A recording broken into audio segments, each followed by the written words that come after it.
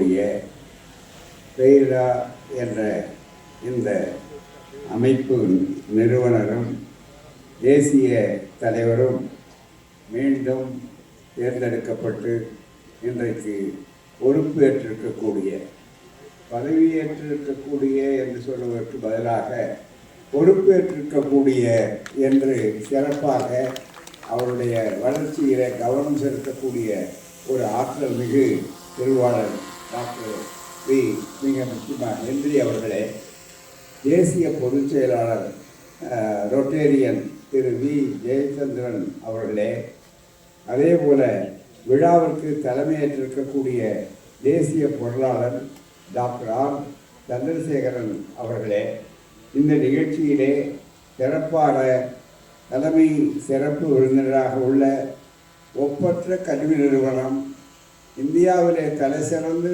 எடுத்துக்காட்டாக திகழக்கூடிய ஒரு கல்வி நிறுவனம் இருக்கிறது, உயர்கல்வி நிறுவனம் இருக்கிறது என்றால் அது விஐடி என்று சொல்லக்கூடிய அளவிற்கு பெருமை வாங்கிய அதனுடைய நிறுவனர் வேந்தர் அன்பிற்குரிய சகோதரர் திரு விஸ்வநாதன் அவர்களே, மனிதநேய ஜனநாயக கட்சியினுடைய தலைவர் அன்பிற்குரிய சகோதரர் மேனாள் சட்டப்பேரவை உறுப்பினர் திரு தவிமுன் அன்சாரி அவர்களே, சட்டப்பேரவை உறுப்பினர் அன்பிற்கும் பாராட்டுதலுக்கும் உரிய மானமிகு காரப்பாக்கம் தோழர் கணபதி அவர்களே, தமிழ்நாடு முன்னாள் காவல்துறை தலைவர் அன்பிற்குரிய அருமை திரு டாக்டர் ராமசுப்ரமணியம் ஐபிஎஸ் அவர்களே, இந்த அமைப்பின் பொறுப்பாளர்களாக தேசிய செயலாளர்களாக தேர்ந்தெடுக்கப்பட்டு சிறப்பாக இந்த அமைப்பினை நாளும் வளர்த்து கொண்டிருக்கக்கூடிய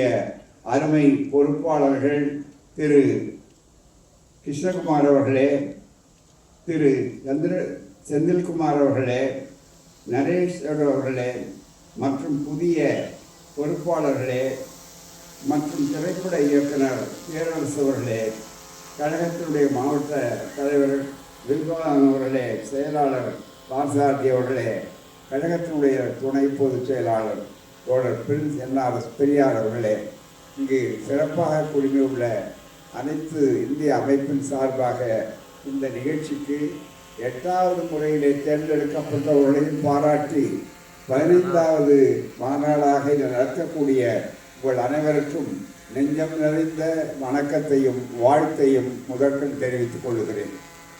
ஒரு அற்புதமான ஒரு அமைப்பாக இந்த அமைப்பு சிறப்பாக இத்தனை ஆண்டுகள் செயல்படுகின்றன. இதற்கு முன்னாலே இப்படிப்பட்ட ஒரு அமைப்பு என்று சொன்னால் ஏதோ ஒரு அரங்கத்துக்குள்ளே அறைக்குள்ளே இது அவர்களை மட்டுமே பொறுத்தது என்ற அளவிலே மட்டுமிருந்த ஒரு அமைப்பை அவருடைய ஆற்றல் மிகு தலைவர் டாக்டர் ஹென்றி அவர்கள் ஒரு பெரிய சிறப்பு மிகுந்த ஒரு மக்கள் இயக்கம் போல இதை ஆக்கியிருக்கிறார். கட்சி வேறுபாடு இல்லாமல், கருத்து மாறுபாட்டை பற்றி கவலைப்படாமல் அத்தனை பேரையும் ஒரு சிறப்பான ஒரு நல்ல மாலையாக இங்கே தொடுத்து எங்களை எல்லாம் அழைத்திருக்கிறார்கள். நான் அதிக நேரத்தை எடுத்துக்கொள்ள வாய்ப்பில்லை. சுருக்கமாக உங்களுக்கு வாழ்த்துக்களை முதலே சொல்லுகிறோம். அதிலும் புதிதாக தேர்ந்தெடுக்கப்பட்டிருக்கிற அத்தனை பேருக்கும் அத்தனை சார்பாக, பொதுமக்கள் சார்பாக, பயனாளிகள் சார்பாக நெஞ்சம் நிறைந்த வாழ்த்துக்கள். வாய்ப்பு தேர்ந்தெடுக்கப்படாதவர்கள் சொன்னாலும் கூட அவர்களுக்கும் வாழ்த்துக்கள். ஒரு நாள் அடுத்த முறை அவர்கள் தேர்ந்தெடுக்கப்படுவார். நல்ல ஜனநாயகத்தில் வெற்றி தோல்வி என்பது மாறி மாறி வரும். எனவே இவர்களை ஒரு அணியாக கருதாமல் ஒரு அமைப்பாகவே நாம் எல்லோரும் இருக்கிறோம் என்று வெற்றி வாய்ப்பை இழந்த தோழர்களும் கூட பொறுப்பாளர்களும் கூட வர வேண்டும் என்பதை முதற்கண் அன்பு வேண்டுகோளாக அவளுக்கு வைக்க விரும்புகிறோம். செய்வார் என்று நம்புகிறோம்.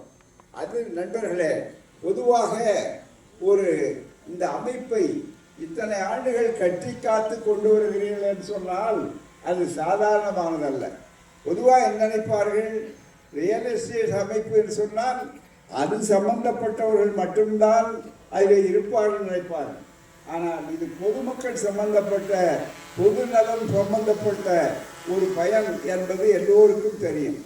சாதாரணமாக பொது வாழ்க்கையில் இருக்கிற நாங்களெல்லாம் அதற்கு முன்னாலே பல சமூகத்தை பற்றி பேசுகிற நேரத்தில் ஒன்றை சொல்வதுண்டு, குருவிக்கு கூட கூடு உண்டு, மனிதனுக்கு வீடு உண்டா என்ற ஒரு கேள்வியை கேட்கும் நேரத்தில் மனிதனுக்கும் வீடு உண்டு என்று சொல்லிய அமைப்பு தான், அதை உருவாக்கிய அமைப்பு தான் நம்முடைய அறை.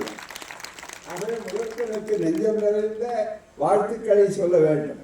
அப்படி இருக்கிற போது ஏராளமான காலத்தில் நம்முடைய நாட்டிலே எல்லோருக்கும் வீடு இருக்கிறதா என்று பார்த்தால் எல்லோருக்கும் கிடைக்க வேண்டும் என்ற இலக்கை வைத்துக்கொண்டு நீங்கள் அற்புதமான ஒரு வணிகத்தை மட்டும் செய்யவில்லை, வணிகத்தின் மூலமாக சமூகத்துக்கு சேவையும் செய்கிறீர்கள் என்பதற்காக பாராட்டப்பட வேண்டிய அவசியம் உண்டு. அது மட்டுமல்ல, இதற்கு முன்னாலே சிறப்பாக சொல்லுகிற போது வீடு என்று சொன்னால் நம்முடைய நாட்டில் மேலே காட்டிட்டான், அவ்வளோதான் தவிர அது மேலே காட்டிட்டான்.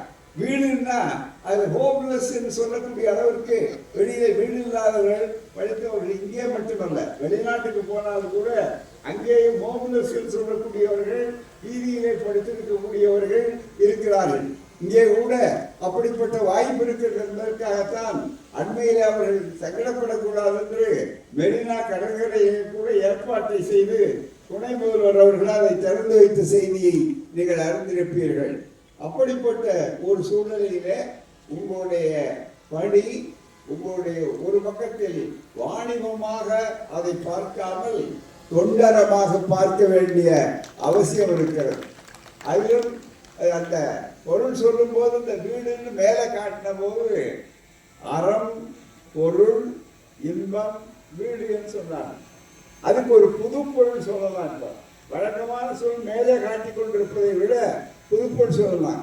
வீடு என்று சொன்னால் நீங்கள் அமைத்து கொடுப்பது வீடு. அதுதான் அந்த வீட்டை பெற்ற உடனே அவர்கள் இன்பம் அடைகிறார்கள், அது இரண்டாவது கட்டம். மூன்றாவதாக அதன் மூலமாக அவர்கள் பொருளையும் சேமித்துக் கொள்கிறார்கள். எனவே பொருள் அப்படி எப்படி வாழ வேண்டும் என்றால் அப்படிப்பட்ட ஒரு நிலையிலே வீட்டை பெற்று விட்டோம் என்பது மட்டுமல்ல, இன்பத்தை பெற்று விட்டோம் என்பது மட்டுமல்ல, பொருளையும் பெற்று விட்டோம் என்பதை விட தாண்டி அறத்தோடு வாழ வேண்டும், அறத்தோடு வாழ வேண்டும் என்ற உணர்வை நாம் பெற வேண்டும். அதற்கு வழிகாட்டியாக நீங்கள் அமைந்திருக்கிறீர்கள் என்று கூட சொல்லலாம்.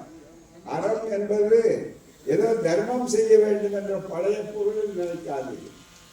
அறம் என்பதற்கு வள்ளுவர் அழகாக சொன்னார், மனத்துக்கள் வாசிலனாதல் அனைத்து அறம் ஆகுல நீரபுர. எனவே மனம் மாசில்லா மனத்தோடு இருக்க வேண்டும். அப்படிப்பட்டவர்கள் காசு இல்லாதவர்களாக இருக்க வேண்டும் என்பார், இருக்கக்கூடாது.